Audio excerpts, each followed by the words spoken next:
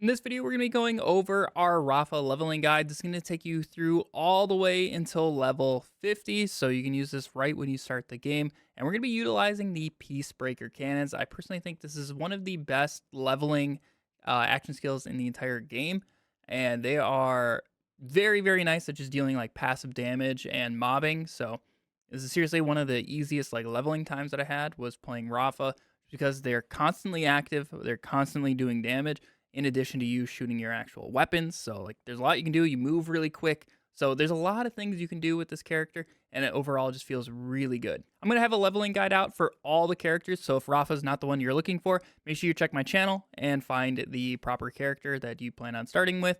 And also, if you guys want to help me get to 100,000 subscribers by the end of the year, I really do think we can do it.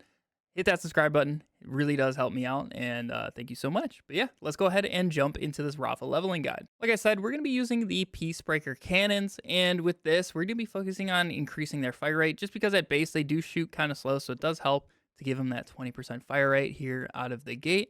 And as we move down, the next thing we're going to get is Jurga.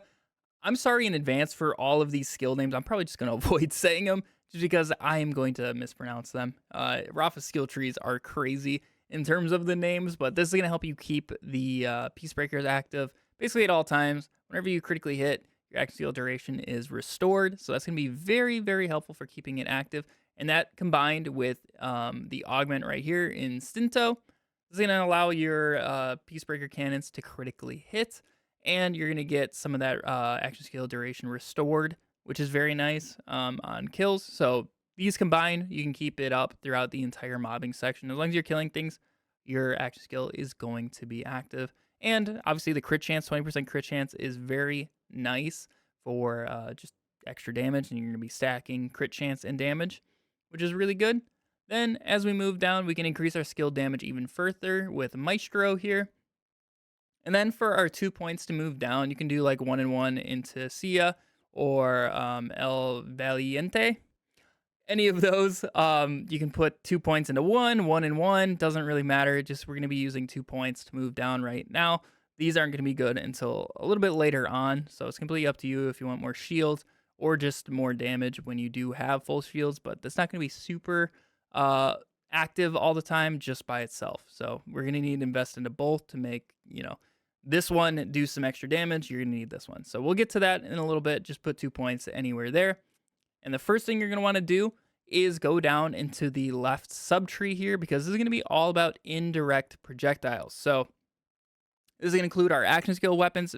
Basically anything that is not shot out of our gun is going to be an indirect projectile. So it's going to help out our action skill and a bunch of other things. One thing being the shield. We're going to be using a specific shield that we're going to go over later once we're done with the skill tree. That is just so unbelievably strong on Rafa, and you get it at the very start of the game. Granted, if you farm the boss, the tutorial boss, Splash Zone, he's gonna end up dropping the shield for you. So I highly recommend farming for that.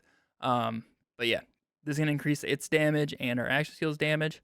And then here, all indirect projectiles deal bonus incendiary damage, and if it is already incendiary damage, you double the bonus damage. So that shield, if you get a fire resistance of it, it's going to end up shooting fire projectiles and get double that bonus. So it's going to be extra important to find the right resistance on that shield. But like I said, we're going to talk about that in a little bit. But this is a ton of extra incendiary damage, which is awesome just with the amount of flesh enemies there are in the game. It's going to help you deal a ton of extra damage. Then we're going to get indirect projectiles gain a chance to ricochet down here once you put the 5 points in here. And I am personally leaving off this capstone right here. You can give it a try, but I think the base, like just Peacebreaker cannon, is a little bit better than the shotgun right now. And then I also have a point in hostile acquisition. You can put this in right away if you want a little bit help surviving, but you can save this for later. This is just, a way to get some health back from our action skill and our shield. But then from there, you can start going into the right subtree. So this is an overdrive skill. So overdrive for Rafa is when his action skill is active, and for a time after, he's going to get a couple bonuses. It's his class trait. So you're going to get some damage and movement speed while it's active and for 12 seconds after. So that's going to help out our splash damage, which will pair into a couple of things that we're actually using. like the capstone that we're trying to get to here in this right subtree. Another overdrive skill, Rafa gains increased gun damage, but decreased gun handling. We don't really care about the gun handling too much, so it's just a ton of extra gun damage, which is nice. And then as we move down here, we can get Soltado, which is a kill skill, double all overdrive bonuses, which is pretty nuts. And this is going to give us more duration just because of the class mod that I have on. But even just by itself is going to be really nice. And this is going to unlock volatile hollow points, which is personally my favorite way of playing Peacebreaker cannons at the moment. They do a ton of damage and they're just really good at mobbing. So I do recommend using this capstone once you unlock it. But until then, just use the base Peacebreaker cannons, and that usually ends up working pretty well. From here is where you can finish filling out Sia and El Valiente. But if before you fill those out, if in Green Tree, you want to give yourself some bonus corrosive damage for your action skill, that ends up working out really nicely. If you're fighting a lot of order enemies who have a lot of armor, you can go into this first before filling out these. It's kind of up to you what order you place those in. But yeah, eventually just get 5 points into Midnight Oil, fill these 2 out, and then put 1 point into Hostile Acquisition, and you'll have a completed skill tree. Now, taking a look at the gear, don't worry about any of the legendaries I have equipped. They're just things that I happen to have on this level 50 variants that I used, this setup to get to. But for the time being, just things that are good along the way. Jacob's shotguns are always good. Spread launchers are just easily the most powerful, generic thing in the game. They're very, very powerful. You can use green, blues, purples, does not matter. You don't need the purple variants of them to make them work. So just as you're playing, keep an eye out for those. Jacob's pistols, just anything Jacob's ends up being very good. You can get Jacob's Torque Sticky as well. That works well with Rafa. So there's just a lot of options. Try out some different things. Vladoff SMGs are another just archetype of weapon that I really enjoy in this game, and it feels strong. You can get the Cricket pretty early on from one of the drill bosses. This is a decent weapon. Not my favorite, but it is just a decent early game legendary if you keep an eye out for that. But yeah, don't really worry about legendaries. Just keep with the simple stuff and you'll be fine in terms of weapons. For the actual gear, so our rep kit, big thing is going to be an amp rep kit. It's give you 200%. So if you're using that spread launcher, you can do a ton of extra boss damage. The Peacebreakers don't do that much to bosses, so you are going to need to be focusing on Rafa's damage himself. So that amp. If you can get amp on an order rep kit, you get 2 charges, so you can get 2 shots off in a row, which is really nice. So there's a lot of good things you can use. You can get splash damage, so I just have a generic one right now. Don't worry about it.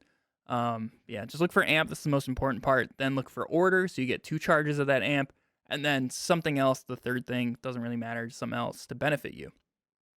In terms of our ordnance, you can use kind of whatever, just experiment around with different purples and stuff, but ideally what you're going to want to be looking for is the damage amp, payload, penetrator, augment, throwing knife. This is the best ordnance in the game. I will recommend this for essentially any build out there, unless it's purely going to be a grenade build. It's just, it's free crits for 5 seconds. You hit them with it, free crits no matter where you're hitting on that enemy for 5 seconds. And it's a debuff, they're going to be taking 15% more damage. It's just overall the best ordnance in the game. Keep an eye out for this. You find it at level 1, keep it forever. It doesn't matter if the knife does 0 damage. It's all about the benefits it provides you. So just keep an eye out for that. Check all of your blues and purples to see if you get that combo with the damage and payload and penetrator augment. From here, the class mod, ideally with the legendary, you're going to want a dancer, but just anything to boost your Peacebreakers, anything in that red tree is going to be really good. Especially these indirect projectiles. There's class mods to boost up these things down here.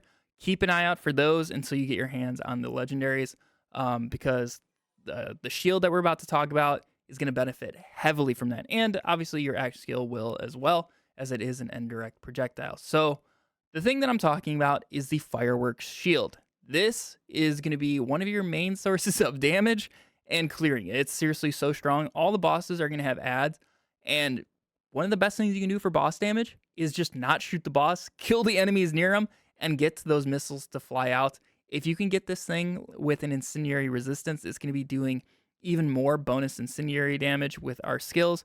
And this is going to be one of the first things you look for. Like I said, it comes from a tutorial boss. You're going to want to farm it right away. Like I got one pretty early on at level 38, at least the one that I still have saved. And yeah, get that fire resist on there. The missiles will now do fire damage. Same thing goes if it's radiation, they're gonna do radiation damage and so on. So just keep an eye out for that. There are some like benefits to the shield. You can get it extra armor segments, anything like that. But the main thing is just going to be getting a fire variant, and you'll just be clearing the whole map. There's so many enemies that you just won't even see because they'll be dead long before, because it seeks them from so far away. It's crazy. Go get the fireworks shield. Use it all the way until level 50. It's going to be your best in slot shield for Rafa. In terms of enhancements, just whatever weapon type you end up using. So Jacob's really whatever. I don't even have one that I'm using right now, to be honest with you. So there's a bunch of different options. Just match it to whatever your favorite weapon type is, and you'll be good there. Look for bonuses like crit damage. It can roll like double crit damage. So there's just generic gun crit damage, and you can get, like, say you're using a Jacob sniper, you can get gun crit damage, sniper crit damage, combine them both for a ton of extra. So a lot of good options there. Yeah, overall, leveling Rafa was a breeze, and there's a ton of different ways you can play. Like, you don't even have to go into the rockets like I did here. If you want, you can just focus on your own damage.